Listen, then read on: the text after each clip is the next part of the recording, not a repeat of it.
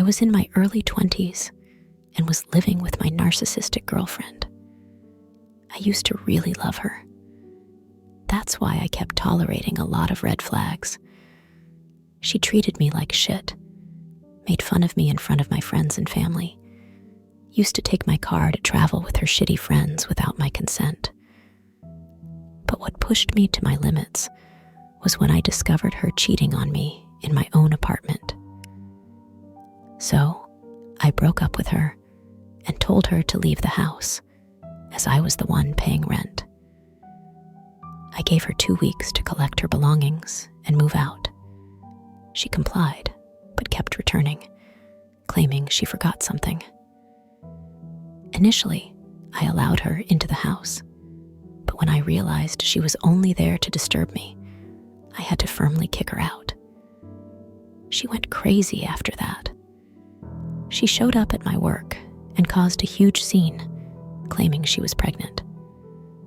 Told them I broke up with her to avoid responsibility for the child and forced her to have an abortion. This caused me great embarrassment at my work because I was the type of person who set strong boundaries between work and personal life. She then started to harass me, leaving trash on my door, and somehow got my new number, sending me a video of herself with other guys. It was so disturbing, and I blocked her. When I didn't make any reaction, she got even crazier. One night, when I got home late, I heard some noise in the kitchen, thinking it was Romeo, my neighbor's cat. He sometimes enters my kitchen if he finds the window open. I turned on the lights and felt paralyzed. I found her sitting still at the kitchen table, her eyes bloodshot, clearly drunk. "Take your last meal," she said firmly, pointing at the plate with a large knife in her hand. Scared, I ran to the bathroom, locked myself inside. She followed me and tried to smash the wooden door with that knife. With my hands shaking, I called the cops. They came late, and by that time, she was gone after hearing me calling them, disappearing into thin air. She never contacted me after that, but I was traumatized to the point that I went back to live with my parents, fearing she would come back anytime. Years went by, and I heard that she moved to another state and got married. I hope she forgot about me.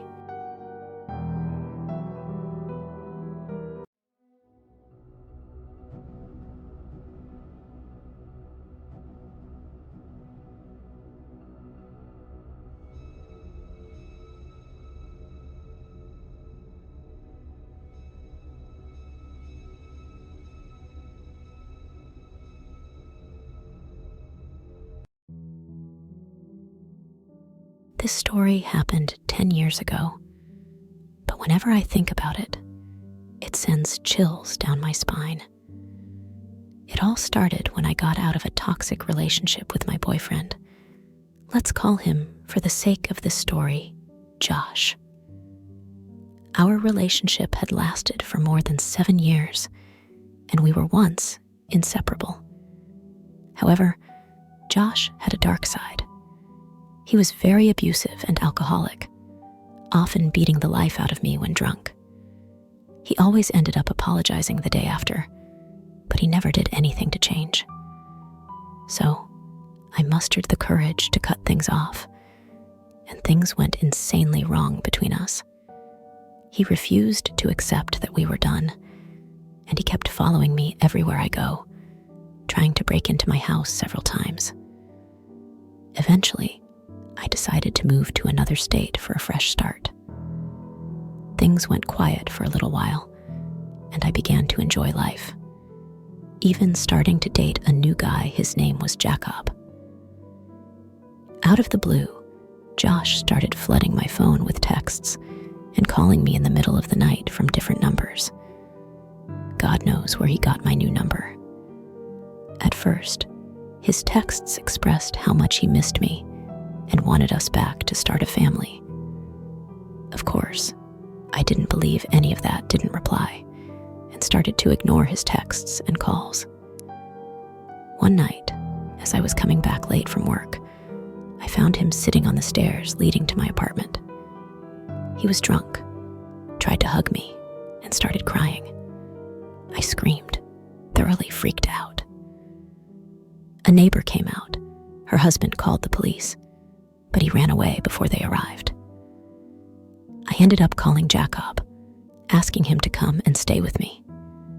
Up to this point, Josh didn't know anything about my relationship with Jacob, but when he finally did, he went nuts. He started sending him malicious texts and old pictures of us.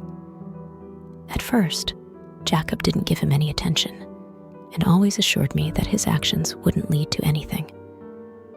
Until we decided to move in together, things went quiet from Josh. No calls, no texts, no stalking.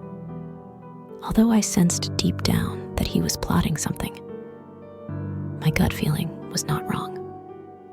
On my 30th birthday, I received a text from Jacob while I was at work, telling me to come home immediately. Something was urgent.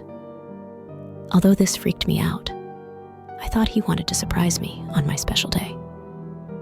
So, I decided to keep the game going, asked my work bestie to cover for me while I go home. When I entered the house, I found it in the dark, flooded. I kept calling for Jacob, but there was no answer.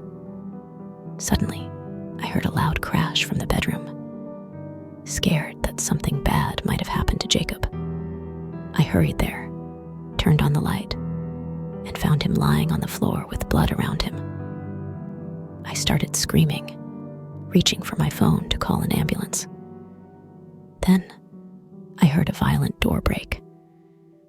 Jake was hiding in the closet with a gun in his hand. His hands were bloody. He snatched my phone and threw it so hard until it fell into pieces. He said, "If you're not going to be mine, you won't be for anyone else. I will kill you and kill myself." I felt my blood go cold as he pointed the gun towards me. I jumped on him, hugged him, and cried, "Let's run from here and start a fresh start." He softened a bit, hugged me back, and in a strange power surge, I threw him onto the bed, grabbed a vase, and hit him hard on the head until he passed out. I took his phone and called the police and an ambulance. Jacob was taken to the hospital, severely injured. It turned out that he came home early and was attacked by Jake, who was hiding in the bedroom. Jake forced Jacob to open his phone, sent me the text, and hit him in the back. He didn't shoot him because he thought he was dead and kept waiting for me in the closet. The police arrested him, and he was sentenced to spend a few years in jail for good. This story happened 10 years ago. Now, Jacob and I are married and waiting for our second child. But whenever I recall it, it sends chills down my spine.